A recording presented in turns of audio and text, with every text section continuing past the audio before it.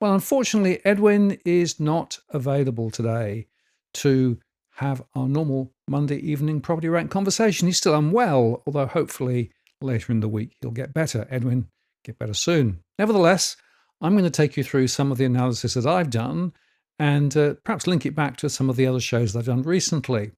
And thanks to Cookie Boy for some of the clips that he's been sending me. It's a very interesting week of quite significant issues, and we can explore them today. I'm going to start with this one. This is actually a discussion about Joseph Healy and the book that he's just written called What Would Adam Smith Make of Modern Australia? Joseph Healy, of course, is the former Juno Bank chief executive.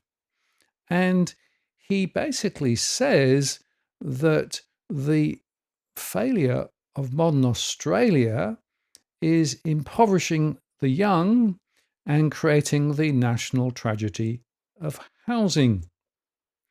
He claims that neoliberalism has, to some extent at least, been bastardized and perhaps would not be really recognized by Adam Smith, the 1770-60 book author, of course, called The Wealth of Nations. And he's arguing that whilst much of the regulation in Australia has been well-intentioned, it's actually really been creating significant pressures. And finally, before I go, just one last little take.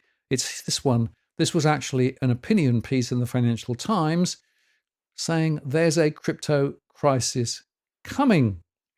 And they talked here about the fact that JP Morgan Chase was looking at lending against client cryptocurrency holdings because, of course, these are not stable assets. Since 2020, Bitcoin, for instance, has nearly been 4 times as volatile as the major indices, yet they're becoming part of the real economy and have the support of the biggest political donors, both Republican and Democrat.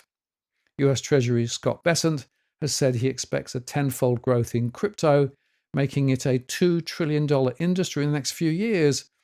And so there's a warning that pro-crypto legislation will not only cause the next financial crisis, but will further fuel US political populism and unrest. And if you're interested in discussing this more, then join me tomorrow with Adam Stokes on my live stream as we unpick the latest in crypto and consider this in the context of the broader economic and political debate. Who is running the show? And what does the emergence of crypto mean?